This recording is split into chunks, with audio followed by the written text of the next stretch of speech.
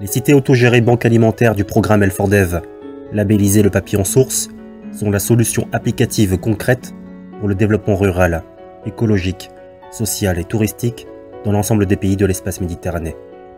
Le Maroc a pour vocation de devenir un pays pilote. Voici les 5 principales raisons justifiant son implication. Raison numéro 1. Le Maroc souhaite stopper la désertification de ses terres. La régression du couvert végétal forestier, estimée à 3 millions de tonnes d'arbres par an, est due à la récolte excessive de bois d'énergie, au surpâturage, au défrichement pour la recherche de nouvelles terres de culture ou encore aux incendies qui détruisent près de 3000 hectares par an.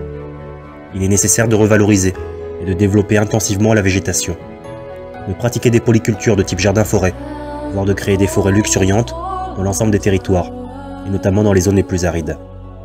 La végétation actuelle au Maroc dépend beaucoup du climat de celui-ci.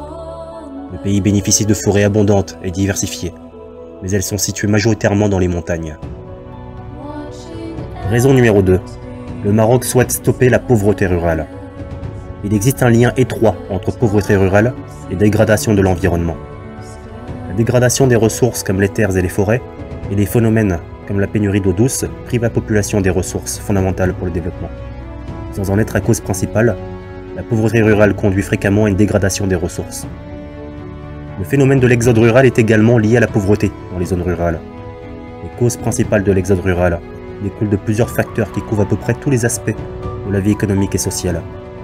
Ce sont essentiellement les difficultés de la vie paysanne, qui se traduisent par une faiblesse de revenus, l'inadéquation des services offerts au milieu rural et parallèlement l'attrait des villes. Raison numéro 3.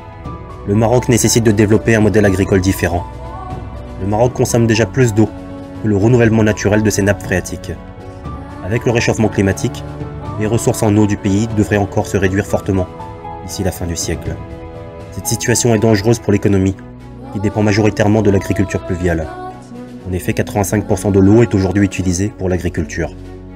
Il est grand temps de développer un nouveau modèle agricole, un modèle beaucoup plus performant, nécessitant beaucoup moins d'espace et étant beaucoup moins dépendant de la pluviométrie.